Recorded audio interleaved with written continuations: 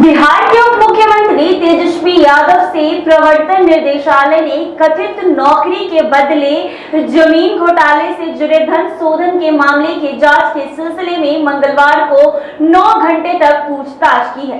राष्ट्रीय जनता दल राजद प्रमुख एवं बिहार के पूर्व मुख्यमंत्री लालू प्रसाद यादव के बेटे तेजस्वी करीब 10:45 में दिल्ली में संघीय एजेंसी के कार्यालय पहुंचे। सूत्रों ने बताया कि जांच एजेंसी ने धन शोधन निवारण अधिनियम के प्रावधानों के तहत यादव का बयान दर्ज किया है और वह रात 9 बजे ईडी कार्यालय से बाहर आए हैं। इसके बीच में तेजस्वी दोपहर में 1 घंटे के लिए खाने के लिए बाहर निकले थे। तेजस्वी से पिछले महीने केंद्रीय अन्वेषण ब्यूरो सीबीआई ने भी पूछताछ की थी।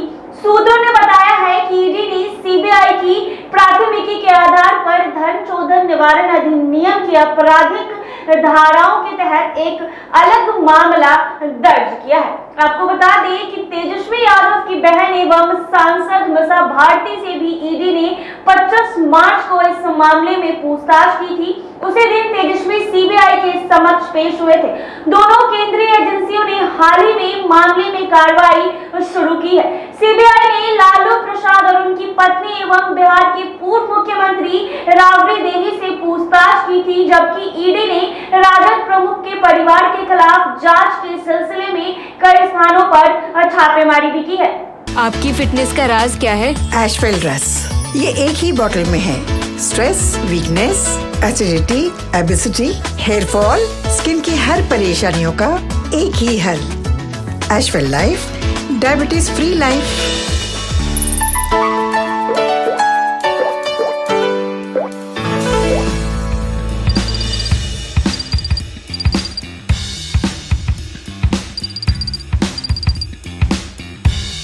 आपको बता दें, इसके बाद ईडी ने कहा है कि उसने 1 करोड़ रुपए की बेहिसाब नकदी जब्त और 600 करोड़ रुपए की अपराध से अर्जित आय का पता लगाया है। एजेंसी ने कहा है कि लालू प्रसाद के परिवार और उनके सहयोगियों की ओर से विभिन्न स्थानों पर रियल एस्टेट सहित विभिन्न क्षेत्रों में किए गए और निवेश का पता लगाने के लिए जो जांच है वो चल रही है। यह मामला लालू प्रसाद के 2004 से 2009 के बीच रेल मंत्री रहने के दौरान उनके परिवार को कथित तौर पर उपहार में दी गई या बेची गई जमीन के बदले रेलवे में की गई नियुक्तियों से जुड़ा हुआ है। उस समय केंद्र में संयुक्त प्रगतिशील गठबंधन की सरकार थी। तेजस्वी यादव के बारे में विशेष उल्लेख करते हुए ईडी ने कहा था कि दक्षिण दिल्ली में न्यू फ्रेंड्स कॉलोनी में D1088 स्थित एक संपत्ति एक एक्सपोर्ट प्राइवेट लिमिटेड के नाम पर पंजीकृत एक स्वतंत्र 4 मंजिला बंगला है।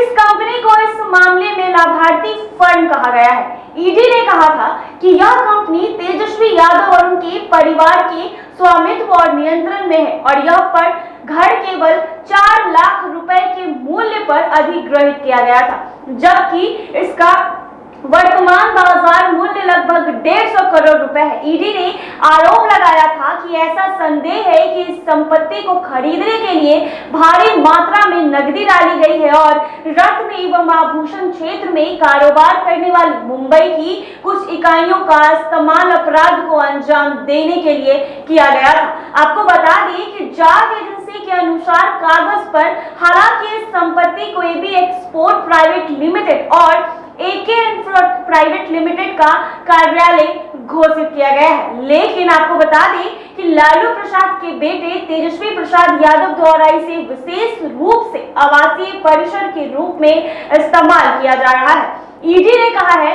कि तलाशी के दौरान तेजस्वी प्रसाद यादव इस घर में रह रहे थे और ये भी पाया गया है कि वह इस घर का इस्तेमाल अपनी आवासीय संपत्ति के रूप में कर रहे थे। यह आरोप लगाया गया है कि 2004 से 2009 की अवधि के दौरान विभिन्न व्यक्तियों को भारतीय रेलवे के विभिन्न क्षेत्रों में ग्रुप डी के पदों पर नियुक्त किया गया था और बदले में संबंधित व्यक्तियों ने अपनी जमीन तत्कालीन रेल मंत्री लालू प्रसाद और एके प्राइवेट लिमिटेड के परिवार के सदस्य को दे दिया था। आपको बता दें कि सीबीआई ने आरोप लगाया है कि नियुक्ति के लिए कोई विज्ञापन या सार्वजनिक नोटिस जारी नहीं किया गया था, लेकिन पटना के कुछ निवासियों को मुंबई जबलपुर, कोलकाता, जयपुर और हाजीपुर में स्थित विभिन्न जोनल रेलवे में विकल्प के रूप में नियुक्ति किया गया था और नौकरी दी गई थी। सीबीआई ने आरोप लगाया था कि बदले में उम्मीदवारों ने सीधे तौर पर या अपने परिवार के सदस्य के माध्यम से